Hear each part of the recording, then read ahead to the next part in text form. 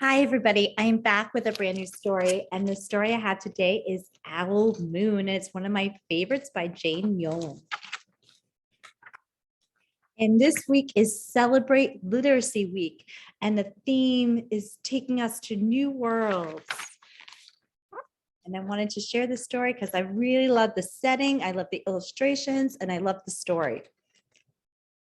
It was late one winter night, long past my bedtime, when Pa and I went owling.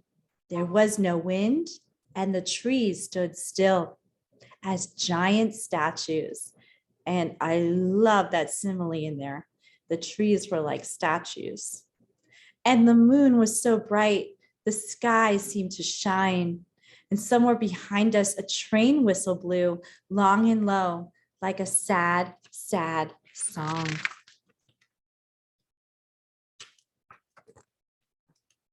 I could hear it through the woolen cap Pa had pulling down over my ears. A farm dog answered the train, and then a second dog joined in. They sang out trains and dogs, and for a real long time, when their voices faded away, it was quiet as a dream. We walked on towards the woods, Pa and I. Our feet crunched over the crisp snow, and little gray footprints followed us. Pa made a long shadow, but mine was short and round. I had to run after him every now and then to keep up, and my short round shadow bumped after me. But I never called out. If you go owling, you have to be quiet. That's what Pa always says. I've been waiting to go owling with Pa for a long time. Look how pretty this is. They're going owling and they're in the woods and the snow. And I love the words and all the metaphors and similes, and it gives you such a description in your head. We reached the line of pine trees, black and pointy against the sky, and Pa held up his hand. I stopped right where I was and waited. He looked up as if searching the stars, as if reading a map up there.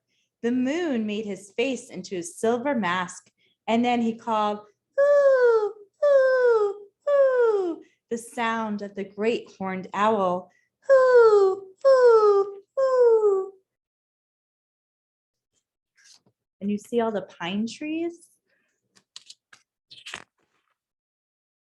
Again, he called out, and then again, and after each call, he was silent. And for a moment, we both listened. But there was no answer.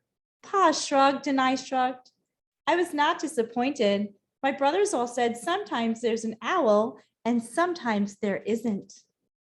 If you look in the tree, what do you see in there? We walked on. I could feel the cold, as if someone's icy hand was palmed down on my back. You see, that gives you such a vision in your head. That's why books are so amazing, that you can just close your eyes and you can just picture it all in your head. Use your imagination. It tells you how cold it really is. It was like someone touching him with ice. And my nose and the top of my cheeks felt cold and hot at the same time. But I never said a word. If you go owling, you have to be really quiet. Why do you think you have to be so quiet if you're going owling? Right? If you're really noisy, do you think the owl's going to come out? No, they're going to be very scared. So you have to be really quiet. You have to be quiet and make your own heat. And you could do that like when you rub your hands together, or like you just try to warm yourself up because it's really cold there in the woods.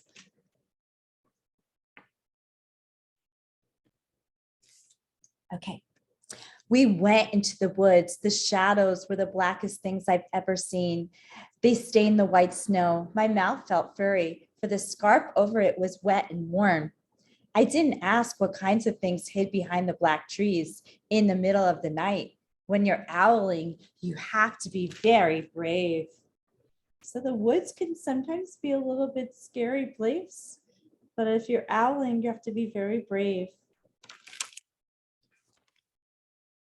Then we came to a clearing in the dark woods. The moon was high above us. It seemed to fit exactly over the center of the clearing, and the snow below it was whiter than milk in a cereal bowl.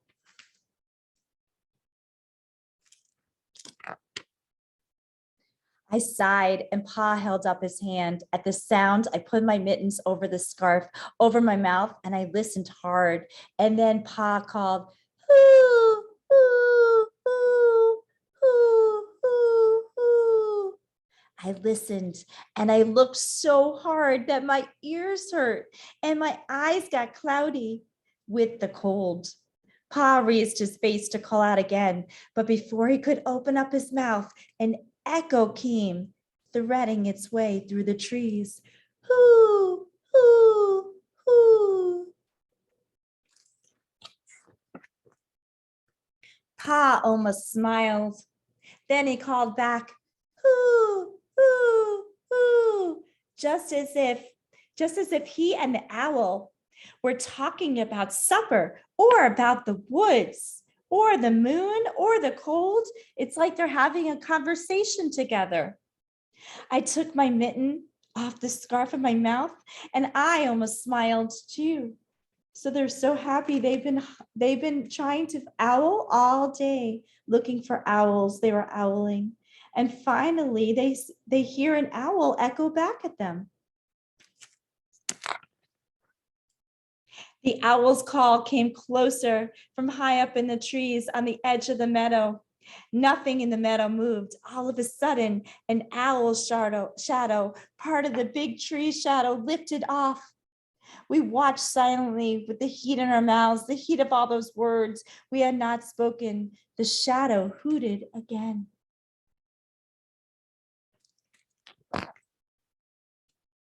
Pa turned on his big flashlight and caught the owl just as if it was landing on a branch.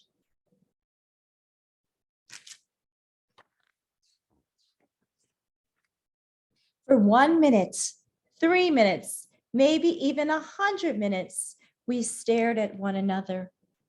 And there's the owl, and they were just staring at each other.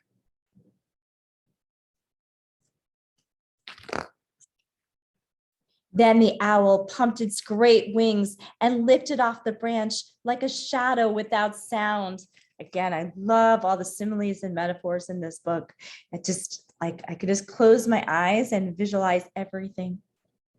It flew back into the forest. Time to go home, Pa said to me. I knew that I could talk. I knew that I can laugh out loud, but I was a shadow, and we walked home.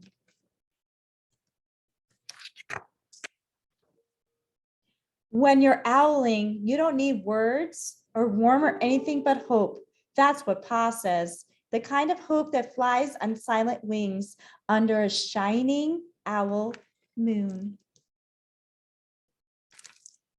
And I love this story for several reasons. One, I love the way it's written, the metaphors and similes and the language. I think it's beautifully written. I love the illustrations in this book. It really takes you to a new place, really, that you're in the forest and you feel the cold and you could just feel it. And even if you've never gone owling before, this book can take you to a whole new place and you feel like you are in the woods and you are in the snow and you are owling along with them. And it's a great story about a son and his dad, and it's just beautifully written. So I hope you enjoyed it, and don't forget to like and subscribe. Thank you, everyone.